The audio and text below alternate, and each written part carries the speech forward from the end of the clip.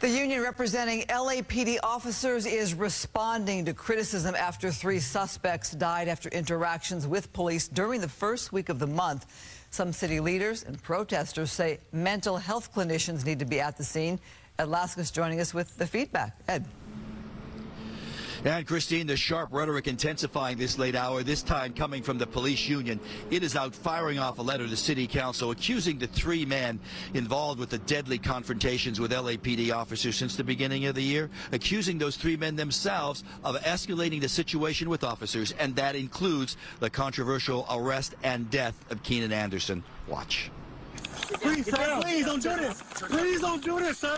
Please, help me, please. The escalating controversy surrounding the arrest of Keenan Anderson now brings sharp reaction from the Police Protective League. We, the union, stand behind all of our officers involved in all 3 incidents, that they did everything correctly. That from the union representing LAPD officers, not only doubling down on its support of the officers involved in this body cam video, but also firing back at the criticism launched by Black Lives Matter and some members of LA City Council for all their criticism of the Anderson arrest and the tasing of Anderson 6 times.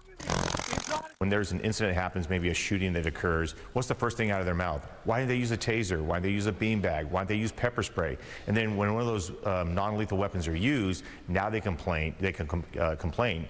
It's a typical false narrative. It's whatever fits their agenda they're going to do. Is that we will not allow you to do business as usual. BLM activists speaking out at LA City Hall after the questionable use of force in Venice 2 weeks ago. The 31-year-old Anderson, the teacher who died just hours after being tased and taken into police custody. You're trying to George Floyd me. You're trying to George Floyd me. Keenan Anderson said they're trying to George Floyd me. They're trying to George Floyd me.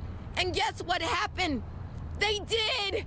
Get off to the side here. LAPD, for its part, claims Anderson caused a traffic accident that day, running through the street, acting erratically. Initial toxicology screening, they say, showed positive for cocaine and cannabis. It wasn't the officer who tried to flee and then tried to carjack an innocent bystander's car. That was not the officer. That was Mr. Anderson who did that. The officer just reacted to Mr. Anderson's actions. Actions that now bring allegations by some of improper use of force, charging LAPD officers should have first restrained from taking any action against Anderson until SMART teams designed to deal with the mentally ill arrived at the scene and took over. It's a charge the police union flatly rejects. The officers who work SMART teams are not the first responders. They have to wait until the situation is rendered safe. And none of these incidents that occurred during this period of time were rendered safe yet. And now live, Anderson's family has lawyered up, and tomorrow the family's attorneys are expected to announce the filing of a $50 million damage claim against the city of LA and LAPD, all surrounding the circumstances of Anderson's death. For now, we're live here, West LA. Back to both of you we go.